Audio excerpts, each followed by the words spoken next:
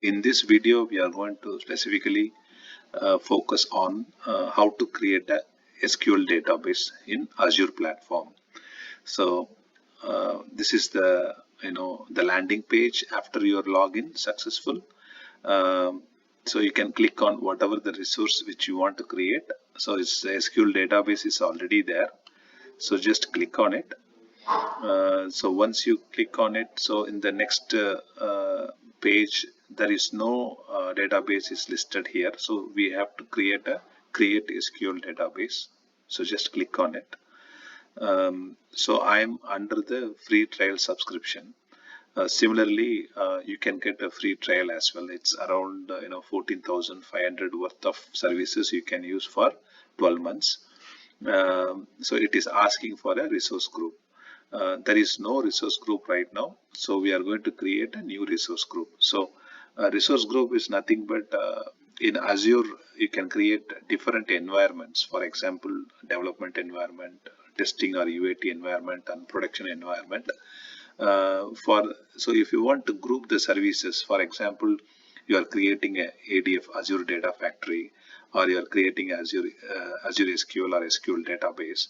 So you can group those things into one environment. For example, your development environment, or similarly for the same instances you can create for production environment. So development, you can use it for development purpose, and once everything is tested, everything is working fine, then if you want to move the same thing into the production environment, then in those scenario you can create another resource group and then create the database under that particular production resource group. So we are going to create a development resource group.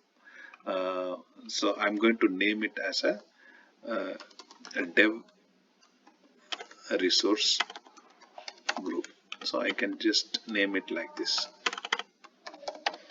dev resource group 01. Yeah, there are situations like for various departments also you can create resource groups. For example, finance department, HR department, or sales department, in case if they want to use certain services.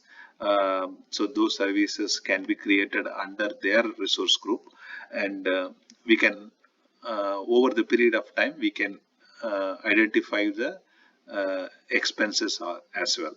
Like for example, sales department, if they are using certain services, Azure services, then at the end of the month or maybe end of the quarter or yearly basis, we can go through the costing as well, like whatever the services they are using and how much does it cost for that particular department. So that is also another purpose of using resource group. So it is not necessarily you have to have one resource group. You can have multiple resource group, and then inside those resource group you can create all your instances. For example, database instance, server instance, or data factory instance, or maybe Databricks. Everything you can group it together into one resource group. So we already created a resource group, and I'm going to enter the database details. So I'm going to name the database as Maya Demo 01. I think the database name is available. And also for server, we don't have any server, so that's why we are going to create a SQL server name. So the earlier one is the database name, and this one is the server name. We are going to create one. So let's keep the server name as dev server.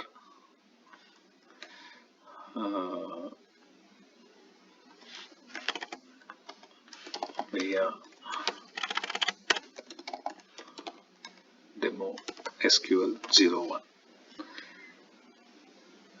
Okay, and then the location. So if your application is running in Asia region, then you can choose any Asian region, Asia Pacific, or if it is Japan, then you can choose Japan. If your application is mostly consumed by the users in US, then you can choose US. So it actually display all the recommendations for you, and there are certain other regions, like even we have South India, West India, but for the free we are under the free trial subscription. So uh, those particular regions may not be available for you, so better go with the recommended options. So anyway, this is for demo purpose, so I'm going to use East US location. And authentication method, either you can choose three different authentication method, either SQL or Azure AD, that is Active Directory, or if you want to combination of both SQL and Azure AD, you can choose the last option. So which I'm going to do as well.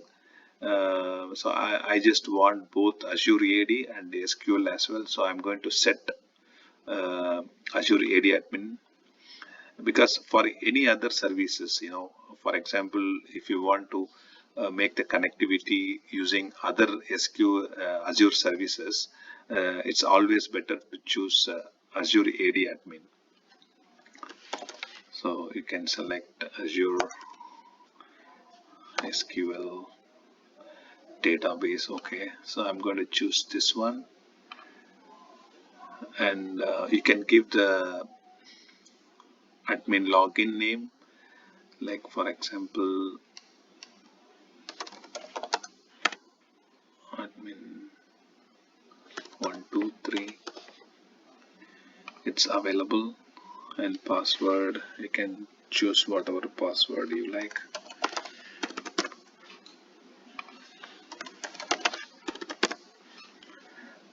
Okay, so we have selected, that means given the server name, and location also we have selected, and the authentication method we have selected as both SQL and Azure AD authentication method, and we have set the Azure AD admin, and we have given the admin login and password. Then you can just click OK. It will give you the costing details here, so whatever the information you have entered, so you can review all the options.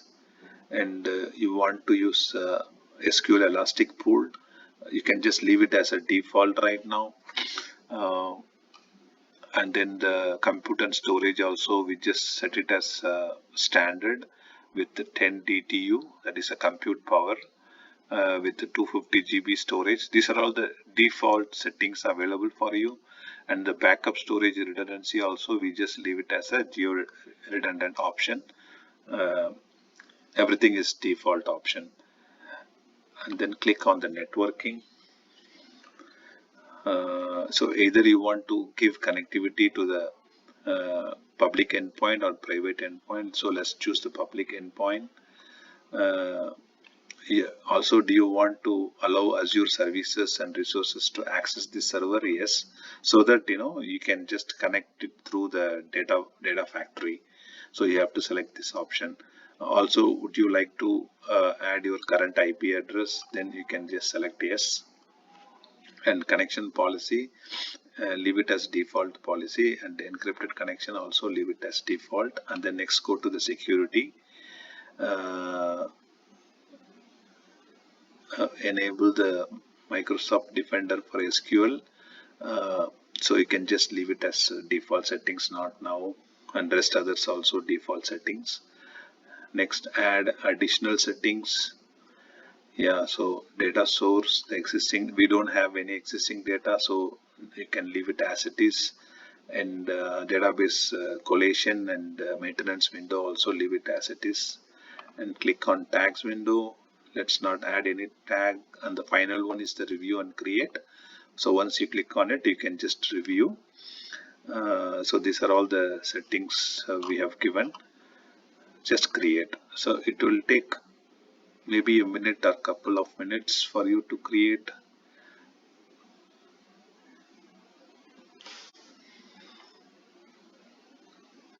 Yeah, it's been completed. So let's click on go to resources. Yeah, so if you click under the you can click on overview, you can see the server name, and also it is under which resource group and what is the subscription. So we are under free trial subscription, and this is the resource group, and this is the server name. Also you can click on the query editor. Under the query editor, it already provide you the SQL Server authentication. You remember we have selected both Active Directory, Azure Active Directory authentication, as well as the SQL Server authentication. So you can simply click on the query editor and type in your login and password. So whatever that you have created. So once you click, yeah, you can see the table views and store procedure. That means your connection is working.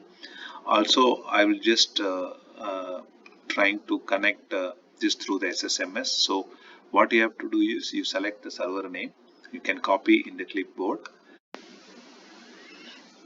Yeah, so you already copied the SQL Server name from the Azure portal. Just click on connect and then database engine.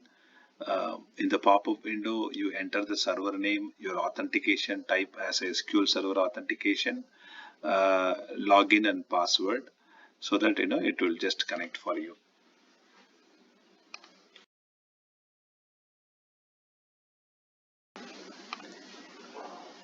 Yeah, after the connection, you can just expand the database and you can see the database which we created in the Azure SQL Database settings and all the relevant objects like tables, views, and rest other things. Yeah, that's all for today's video.